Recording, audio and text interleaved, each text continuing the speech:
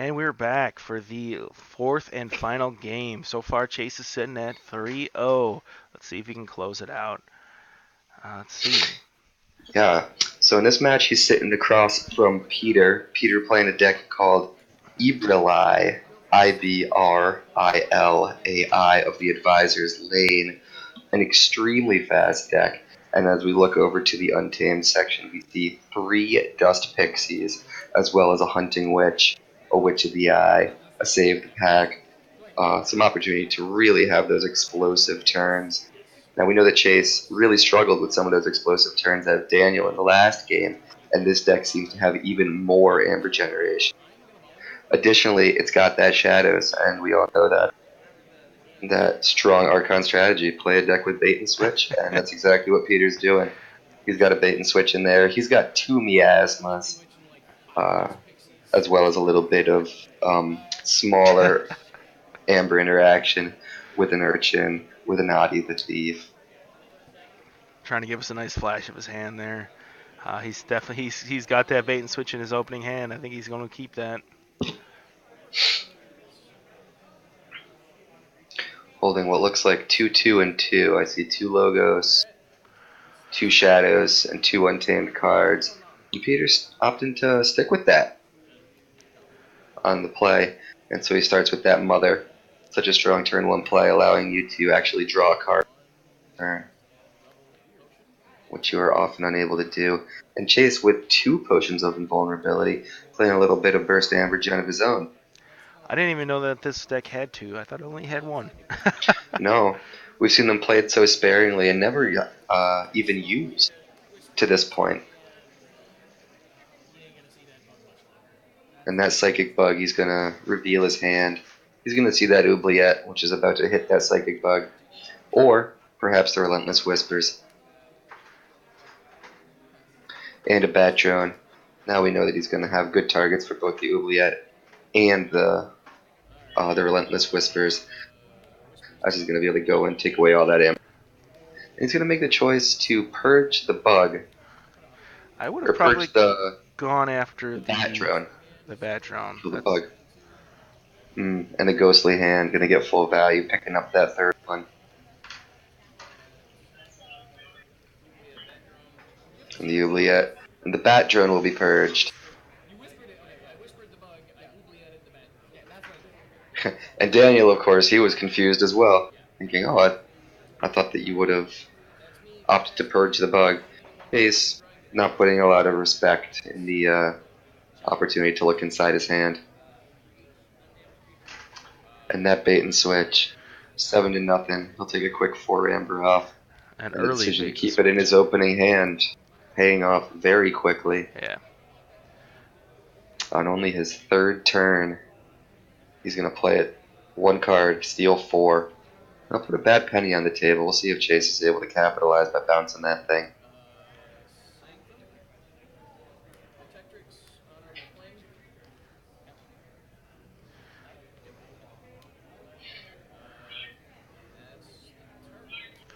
And that honorable claim, getting minimal value this time. Looks like we've got a big Untamed turn coming here from Peter. And here it comes. With the Mighty Tiger putting 4 damage quickly on the Protectrix.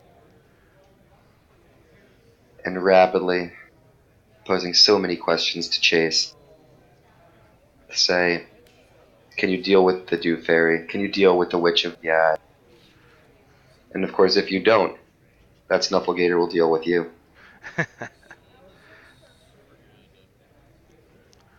Unfortunate not to be able to take that Protectrix off the board, but a chance here to force Chase back onto Sanctum once again.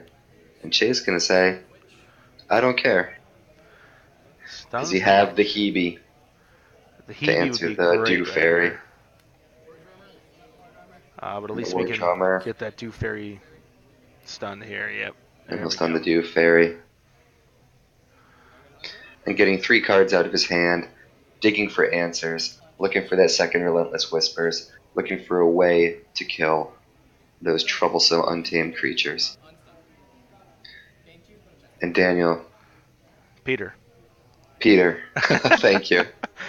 Unfazed And as seeing, he reaps for one, trades that Snufflegator to take out the Protectrix, allows himself to threaten once again, playing no cards, not needing to, with 5 untamed creatures on the board, and even, of course, with 2 of those simply removing their stuns, gaining huge advantage despite not moving any cards out of his hand. and here we go. We actually have somebody who's kind of controlling the board more than Chase is, and that's trouble. And similarly to how Chase has struggled to control large bursts of amber with this deck, he's also struggled to control large bursts of board presence when someone has been able to put multiple creatures of the same house on the same turn. He's been able to kill only 1 or 2 of those at a time. And this time, opting to take out the Snufflegator and the Witch of the Eye. And using that potion of invulnerability so that no damage comes back to him. So Yeah, that's good use of that. Peter does forge his for first sure. key, though. And Chase over there with 4. He'll reap for another 3 amber. 4 amber, in I would fact, say before. with that Dew Fairy, putting himself right back on check. And we see that he's holding a huge Shadow's Hand over there. We see a Poison Wave. We see a Miasma. He's going to allow Chase to answer this question before he poses him a new one. Yeah, throwing him right back on check, saying, hey, can you deal with it? I'm not going to play anything out of my hand. I'm just going to play what's on the board right now.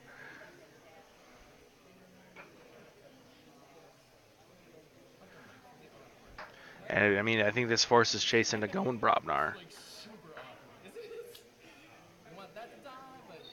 It does, and of course he does have the Grenade Snip as a way to control some of the Amber. But now, Peter denying Chase the opportunity to get cards out of his hand. But coming off a turn in which he did play 4 Brobnar creatures.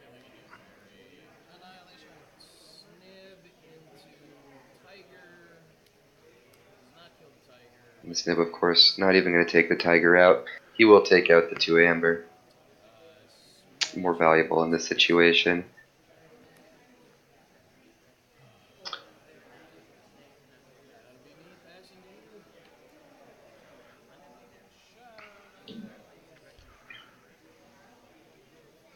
And not able to get himself to the 6 Amber needed. Still on 4. That turn, playing no cards. In fact, losing creatures of his own. And unable to generate any Amber. Not a turn that you feel great about. And here's the Logos that he was holding. We see the Positron. We see the lab work. Right back up to 6 Amber.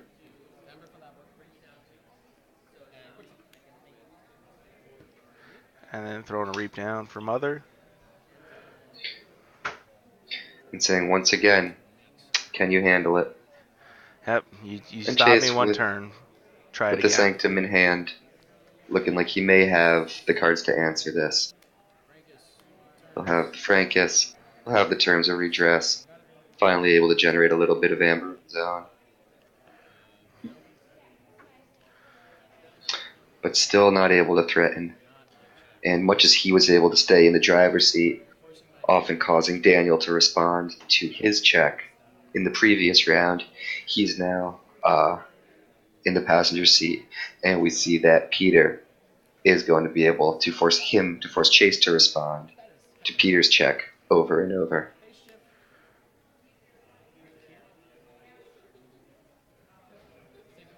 As he goes right back to 7 And and phase phase shifts shift and to save the pack. to save the pack, clearing out Chase's board for simply 1 chain, as he takes out, of course, his own Mighty Tiger as well.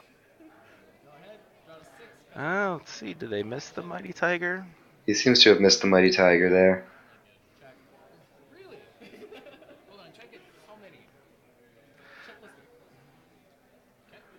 Chase saying, check at how many. Of course, with that Scrambler Storm in play, it won't matter. They'll have can't play Yeah. actions. They will deny that ghostly hand. But with those two Silvertooth, he will have the opportunity to put himself in check for the first time since he was bait and switched. Feels like quite a long time ago. He'll get himself to 6 exactly, and knowing that Peter did go so high on his last turn, a potential. I suppose the bait and switch was already played, so nothing to worry about there. But that second key will come out. And 2 keys to 0. That's got to be a little frustrating. 2 keys to 0, and of course, It takes him off check. and an urchin. Takes him off of check, puts himself right back on check. Miasma as well. Wow, this deck really is quick. It could pump out some amber. Yeah. And looking at the list, we knew that it was going to be able to do that. And what it's really impressed me with is the amount of control. The way that, despite rapidly generating amber, it's kept Chase at 0 keys. Yeah. And again, he's played 3 cards. He's generated no amber for himself. He's going to begin and end that turn with 5 amber. And with those smaller creatures, those untamed creatures, those Shadows creatures, he's been able to control the board. And he's denied Chase, the opportunity to interact with that mother, which was played on turn 1. At this point, generating Peter something in excess of 10 additional cards over the course of the game. Yep. And Chase is on check because he did grab 1 from the shoulder armor. 1 from the shoulder armor. The booby trap to take out the Silvertooth. Nope, because it's because of the Banner of Battle. You're absolutely right. And then the Poison Wave. He'll clear out his own shadows, guys. Clear out the board. But he's sitting on a pile of amber right now. I mean. And that missed save the pack on the Tiger never becomes relevant. No. Chase gets his key. And has he found his bait and switch? Will be the question.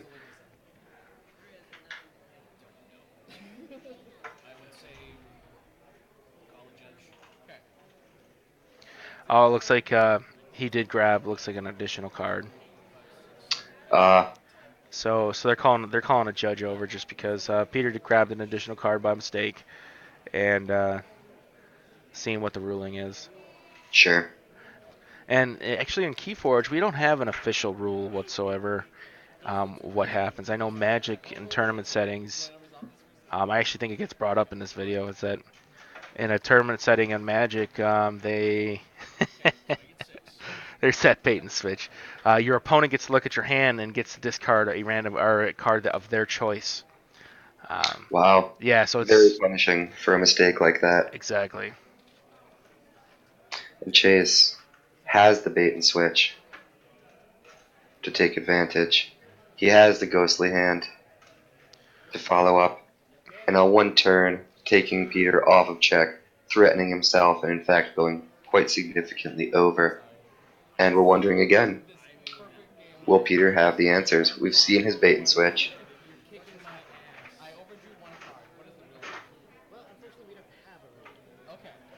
And we hear Danny in the background. What's the ruling?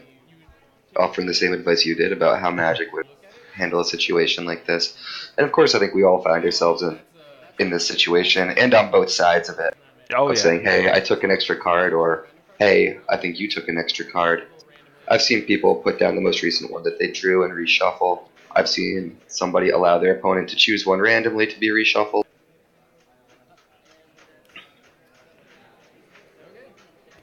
I wonder if we might say choose 2 randomly in a way that is punitive without being overly so. Yeah, exactly. That may be a good option. Hopefully they come out with some sort of like FAQ or just straight ruling for that. Would be nice. Yeah. Now that we're starting to get more into the tournament style of this game itself. And look at that, another burst of a 4 amber. And with 2 Dust Pixies and a Dew Fairy, we see him rapidly going back into check, allowing Chase his second key, knowing that he can't stop it, and saying, I'm not playing for second keys here, I'm playing for third.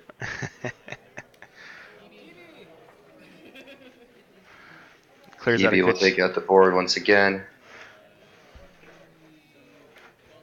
But will he be able to deny that key? Bumpsy.